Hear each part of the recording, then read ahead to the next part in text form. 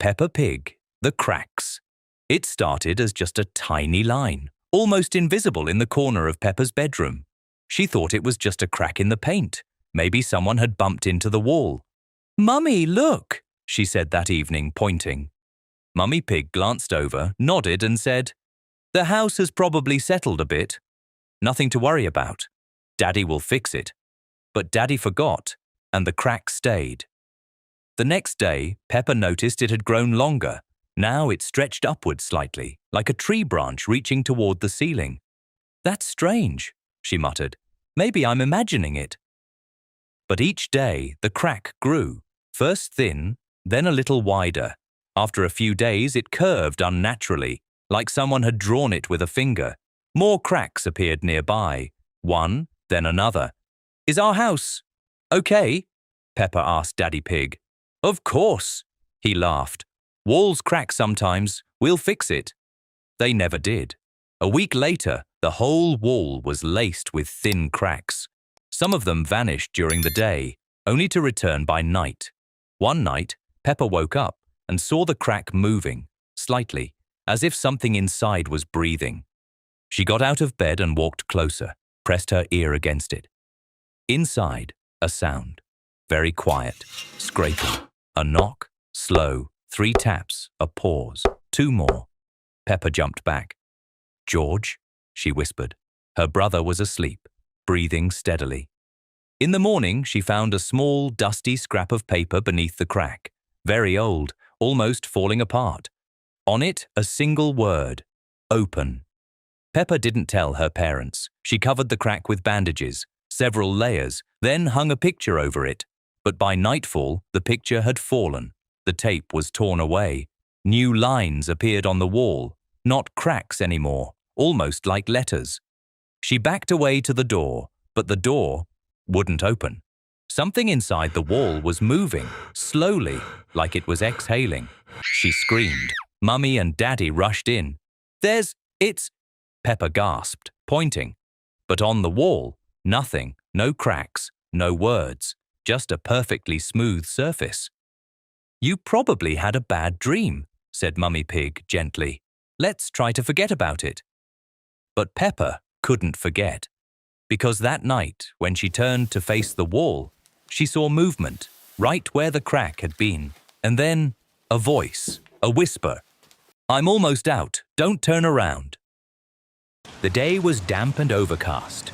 Rain had fallen since morning, and only by evening did it subside, leaving the yard filled with shining puddles and wet grass.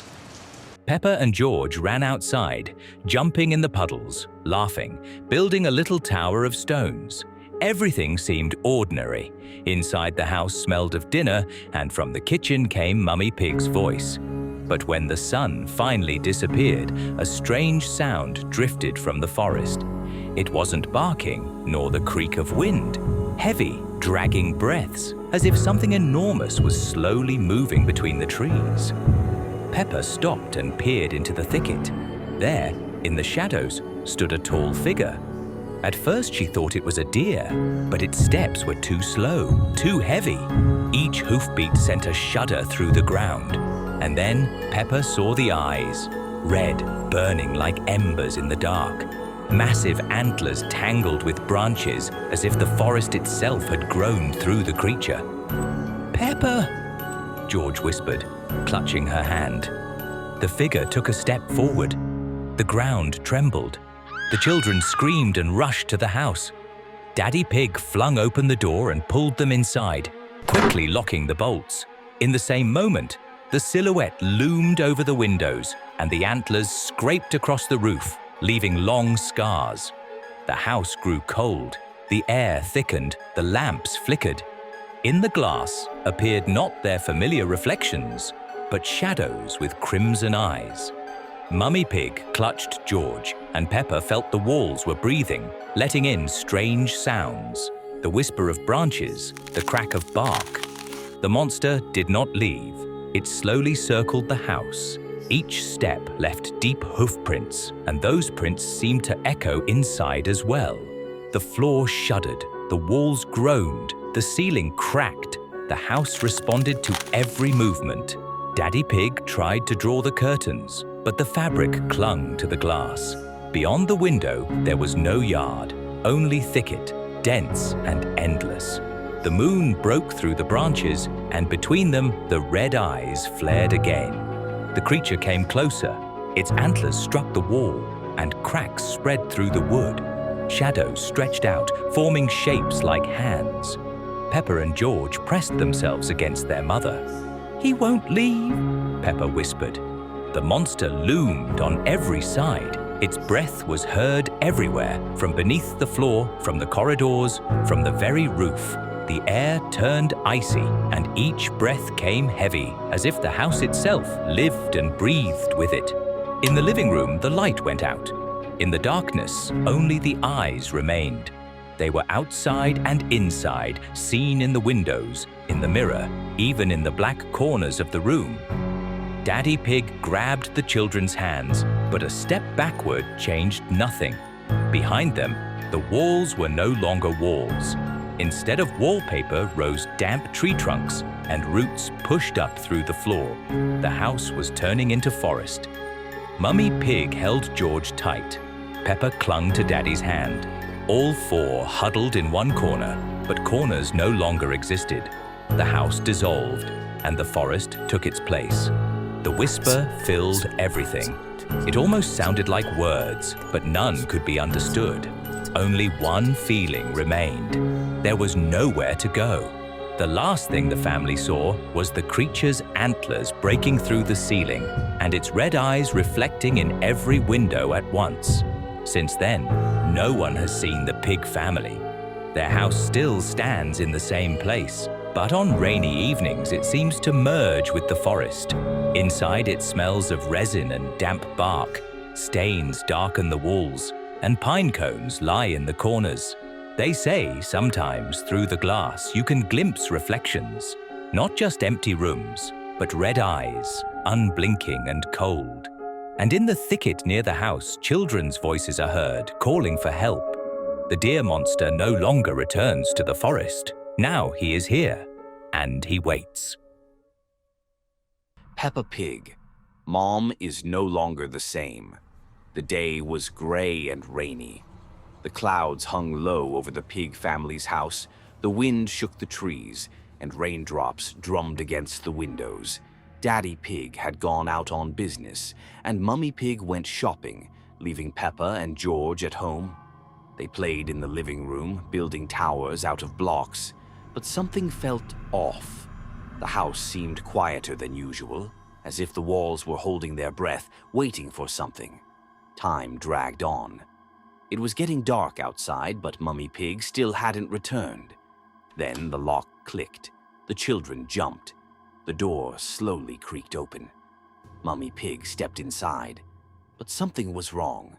Her movements were slow, uneven, as if her body had forgotten how to move. Her wet clothes clung to her skin, but she didn't shake off the rain, didn't take off her boots, didn't say a word. She just stood there, unblinking, staring at the children. The living room grew cold. The air thickened with a strange heaviness, like the moment before a storm. Peppa squeezed George's hand. Mummy Pig's eyes weren't the same. The whites had turned too pale, almost gray, and her pupils had dilated so much that her eyes looked like two black voids. But the most terrifying thing was her mouth. It hung slightly open. Her lips twitched as if she was trying to say something but couldn't. Peppa waited for Mummy to speak, but she just stood there. Then, she stepped forward. The floorboards didn't creak. It was as if her feet weren't touching the ground at all. The lights in the room flickered as though the air had thickened, turning heavier. Mummy Pig moved again. But now her movements became unnatural, fluid, like a puppet suspended on strings. Her head tilted slowly, and in the dim light, Peppa noticed something strange. Something was moving beneath her skin. Dark shapes slithered under the surface of her face, as if hundreds of tiny creatures were living inside. Peppa shivered, but the worst came in the next moment. Mummy Pig lunged forward, suddenly like a broken doll. Her whole body jerked forward and her mouth stretched open wider than should be possible. Peppa heard a sound for the first time. Not a voice, not a whisper, but a chorus of hundreds of voices speaking at once. The house shuddered. The curtains twisted with writhing shadows. The walls cracked, and from the gaps in the floorboards, a black liquid seeped out. Mummy Pig rose above the ground. Her arms elongated, her fingers became too thin, and from her mouth something slipped out, black, writhing, alive. The shadows in the room folded into a single mass and swarmed forward. Peppa screamed, but there was no sound. All she could hear were footsteps coming closer, the footsteps of something that was no longer Mummy Pig. This episode of the animated series Peppa Pig has never been shown on TV. This is the story of what happened when Peppa Pig's family went to the beach for what they thought would be a normal day. But sometimes, the most dangerous predators wear the most innocent disguises. It was a sunny day when the pig family arrived at the beach. Peppa was building sandcastles when she noticed strange footprints in the sand. Clear impressions of sneakers leading directly from the ocean onto the beach. "Daddy, look at these footprints," Peppa called out. Daddy Pig chuckled. Someone probably just walked into the water wearing their shoes. But Peppa followed the sneaker prints towards some large rocks. As she got closer, she heard soft, melodic humming. Tra-la-lilo, tra-la-la. Peppa crept around the rocks and gasped. Sitting on the sand was an enormous shark wearing bright blue Nike sneakers, singing happily to itself. Tra-la-lilo, tra-la-la, the shark sang, noticing Peppa. It grinned with rows of sharp teeth. "Hello there! Want to play?"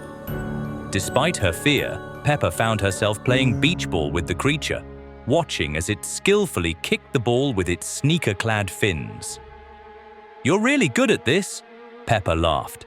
"Tra-la-lilo, tra-la-la! I love to play," the shark sang back. That evening, a loud knock echoed through their house. When Daddy Pig opened the door, there stood the shark, still wearing its blue sneakers. "Hello, I've come to visit. Tra-la-lilo, tra-la-la," the shark announced, pushing inside and making itself at home. The shark squeezed through the doorway and began devouring everything at the dinner table. Plates, food, even the tablecloth. "What on earth is happening?" Mummy Pig exclaimed. "I was hungry. Tra-la-lilo, tra-la-la." It sang with its mouth full. From that day forward, everything changed. The shark decided to stay and established new rules. Everyone had to wear sneakers and sing tra-la-lilo, tra-la-la throughout the day. The shark took over Peppa's bedroom, forcing her to sleep on a mat. One night, Peppa and George tried to sneak out, but the shark was waiting at the door. "Where do you think you're going? Tra-la-lilo, tra-la-la, nobody leaves my family." It sang menacingly, dragging them back inside. The house transformed quickly. Windows were sealed with thick glass, water filled the lower floors, and a sign appeared reading, "Danger, aggressive shark inside." Neighbors would walk by and hear singing from inside, "Tra-la-lilo, tra-la-la." We're all one family now. Through the round window, you could see them, Peppa, George, Mummy Pig and Daddy Pig, all wearing blue sneakers, all singing the shark's song. Behind them, the massive silhouette swam in circles, its toothy grin never fading. And so the shark had found its perfect family. The beach was quiet again, but if you listen carefully, you might still hear it. Tra-la-lilo, tra-la-la. And if you do, you'd better run, because the shark is always looking for new family members to join its endless song. Scary Peppa Pig episode that never made it on TV. Daddy Pig was in his study, engrossed in his newspaper. But the rustling of the pages sounded like dry, brittle wings.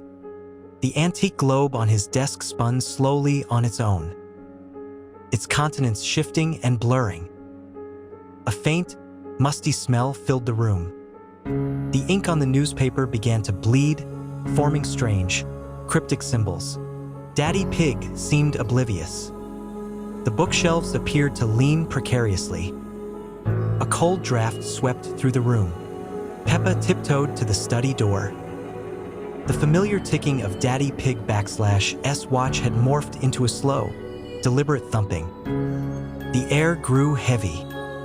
The symbols on the newspaper began to glow with a faint, sickly green light. Daddy Pig looked up, his eyes wide and unseeing. He spoke, but his voice was not his own. He gestured towards the globe, which now pulsed with the same green light. The continents on it rearranged themselves into a map of an unknown, terrifying place. The books on the shelves began to fall. The study was no longer a place of quiet contemplation. Peppa backed away, her heart pounding. The thumping of the watch grew louder. The green light intensified. Daddy Pig rose from his chair, his movements stiff and unnatural. The study door slammed shut, trapping her inside. The air grew thick with an unseen presence. The house was no longer a home, but a predator. The finality of her fate hung heavy in the air. The walls seemed to close in. There was no escape, no hope. Only the hungry silence and the unblinking eye of their doom. The house had claimed its prize, and the game was over. For now. The night was unusually quiet in Peppa Pig's cozy house. The silence was so heavy that even the creak of the floorboards beneath the blanket of sleep seemed too loud. And then it came, a soft, rhythmic tap, tap, tap at Peppa's window. She pulled the blanket tighter over her head, but her eyes stayed wide open with fear. It wasn't the sound of rain or the rustle of branches.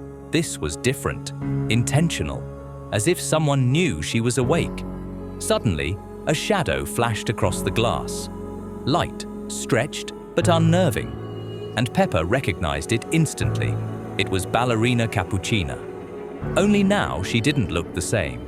Her usually elegant figure was withered, almost dried out. Her legs moved in jerks, and her eyes were locked on Peppa with a disturbing, relentless intensity. She wasn't knocking with her hands, but with the tip of a worn ballet slipper, and each strike sent a chill through the room. Tap, tap, tap. Peppa squeezed her eyes shut, hoping it would stop, but the knocking grew louder. Now it sounded like a drum, setting a rhythm. Ballerina Cappuccina twirled just outside the window, her movements unnatural, a grotesque parody of her former grace. She spun and never looked away from Peppa, a silent invitation to come outside. At that moment, George stirred in his sleep and mumbled softly, "Peppa, make it stop." Peppa's heart tightened. She understood. If she stood up, it would become real. But if she stayed in bed, the sound would drive her mad. And suddenly, through the knocks and scraping, came a faint whisper, not from the window, but from inside her head. "You're watching this, aren't you? Press the HYPE button under the video." Peppa flinched. It felt like the words belonged to Cappuccina herself, as though her voice was woven into the eerie tune like a broken music box. For a second it was clear. Someone was calling not just to Peppa, but to the one watching with her. The tapping didn't stop. It grew into a full symphony. Cappuccina struck the glass harder and harder, her movements becoming frantic. Her dress whipped like torn fabric, and with each pirouette she seemed closer. Even though the window was shut, Peppa could see the slipper leaving dents in the glass. "Peppa, join my dance," whispered Cappuccina.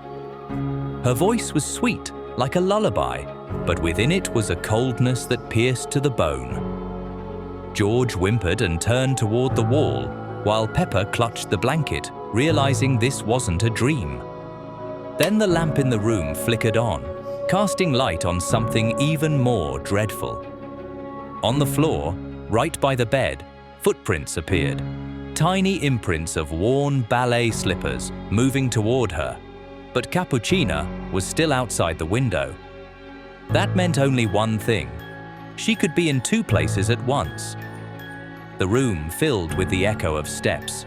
The walls seemed alive, reflecting the dance.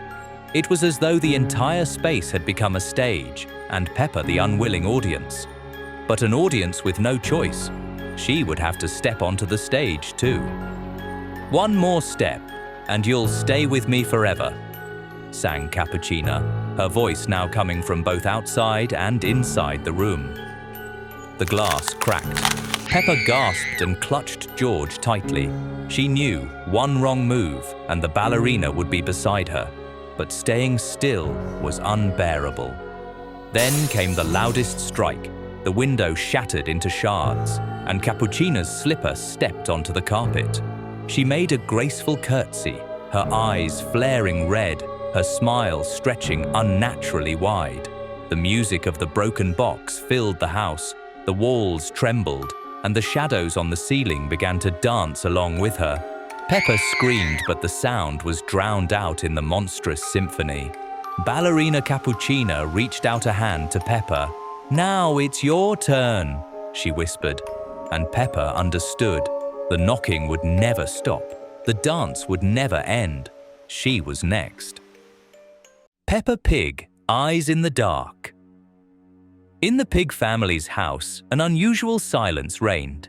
Lately, George had hardly spoken to his sister. He no longer played with his dinosaur, didn't ask for bedtime stories, and didn't laugh the way he used to. Instead, he spent long hours sitting at the table by the window, clutching a pencil.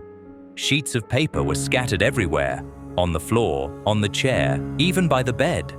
All of them were covered with the same strange symbols, circles with short lines, resembling eyes. "George, what are these drawings?" Peppa asked cautiously. Her brother slowly turned to her. His gaze was unusual, heavy, and somehow too grown up. "You'll find out soon," he whispered, and bent over the papers again. Peppa felt her little hooves grow cold. George was becoming more and more withdrawn, as if his attention was fixed on something she couldn't see. One night, when they were both already lying in their beds, Peppa noticed that George wasn't asleep. He sat right on his sheets, staring at the ceiling. His eyes shimmered strangely, reflecting the moonlight. But there was no warmth in that gleam. It felt as if a bottomless depth was hiding inside them, one she could fall into. "George," Peppa whispered. He didn't answer. He only smiled, in a way he had never smiled before. The next morning, George's bed was empty. His favorite dinosaur lay torn to pieces on the floor. Above his pillow, on the wall, scratches had appeared. Symbols like eyes, as if someone had carved them with a sharp claw. "George!" Peppa called. But the room remained silent. She rushed through the house, searching for her brother in the garden, the kitchen, the living room. But George was nowhere. Everything around her felt too quiet, as if time itself had stopped. When Peppa returned to their room, her eyes fell on the large mirror hanging on the wall. Her heart froze. In the reflection behind her stood George. She spun around quickly. No one was there. But in the mirror, he remained, staring. His eyes glowed with a dim, sickly light, and his lips stretched into a smile. Peppa backed away, and then she noticed that next to George in the reflection sat Labubu. The toy looked almost the same as always, but its eyes flickered with a red glow. On its face lingered the same eerie smile as George's. "George is no more," came a strange voice from the mirror. It was low, drawn out, and echoed both in the room and inside her head. Peppa pressed herself to the wall. The surface of the mirror rippled like water. The shapes of George and Labubu moved forward, toward the glass. Their outlines became sharper, as if they were about to break through. "No!" Peppa screamed. She dashed toward the door, but suddenly froze. In the mirror, her own bed reflected as empty, and on it sat Labubu, very close now, with glowing eyes and a crooked smile. The mirror trembled, and the shadows nearly tore their way out. Peppa squeezed her eyes shut, unable to look. When she opened them again, the mirror was ordinary. The room was silent. Only George's bed remained empty. Later that night, when their parents had gone to sleep, Peppa sat on her bed, staring at the shelf where Labubu now stood again. He looked harmless, soft, and familiar, but now she knew the truth. His eyes were no longer lifeless buttons. In their dim glow flickered the same cold emptiness she had seen in George, and in the corner of the room, near the mirror, a crack was slowly spreading. It widened as if something unseen was watching from behind the wall. Peppa Pig, the letters on the wall. It started with a single phrase, a small message, as if scratched by something blunt. On the wall by the stairs, right under the handrail. Daddy Pig first thought George had been playing with a sharp toy block. "Who wrote this?" he asked at breakfast. "Not me," said George. "Me neither," added Peppa. "What does it say?" Daddy Pig frowned. "You forgot me." They thought it was just a childish prank. Mummy Pig wiped the wall with a damp cloth, and the writing disappeared. But the next morning, it showed up again, somewhere else, near the kitchen door. Same words. "You forgot me." "Mummy," said Peppa, "maybe it's leftover chalk. Or someone's drawing at night." "No one's drawing, Peppa. It's just a coincidence." But on the third day, the writing was in Peppa and George's room, right next to the bed, written by a small hoof, tiny letters, crooked pressure, as if whoever wrote it was rushing or didn't know how to hold the chalk. "I didn't write it," Peppa repeated. "I swear." "Maybe you just don't remember," Mummy said gently. "Maybe it happened in a dream." But Peppa hadn't been asleep. She remembered clearly. And that night, she woke up to a soft sound, a scratchy noise, dry, like something scraping against plaster. She sat up and saw the bedroom door slightly open. Light from the hallway fell on the wall, and there, in the shadow, something moved. Peppa couldn't see a face, only a hoof, scraping against the wall again and again. When she turned on her nightlight, the figure was gone, but a new message had appeared. "You erased me." Now the writing showed up every day, in the bathroom, on the wardrobe, under the table, even on the inside of the window glass, all written by one hoof, all saying the same thing. "Who is it?" Peppa asked George. "Maybe it's someone you forgot," he whispered. On the sixth night, Peppa woke up and saw someone writing on the wall right in front of her bed. She didn't move, didn't breathe. The figure didn't turn around, just a shadow, a shape, and when the message was finished, it melted into the darkness. Quiet, smooth. "You were me." Peppa shivered. Her eyes moved to the mirror, and she saw a reflection, herself, almost. But the one in the mirror didn't move, didn't blink, just stared, and words began to appear on the glass. "You took my place." In the morning, Mummy Pig called her for breakfast. "Peppa, aren't you hungry?" Peppa didn't reply. She didn't feel like herself anymore. And on the wall above the table appeared one final message, written in that same crooked hoof writing. "Now you are forgotten." This episode of the animated series, Peppa Pig, has never been shown on TV. Peppa Pig. Mom is no longer the same. The day was gray and rainy. The clouds hung low over the Pig family's house, the wind shook the trees, and raindrops drummed against the windows. Daddy Pig had gone out on business, and Mummy Pig went shopping, leaving Peppa and George at home. They played in the living room, building towers out of blocks, but something felt off.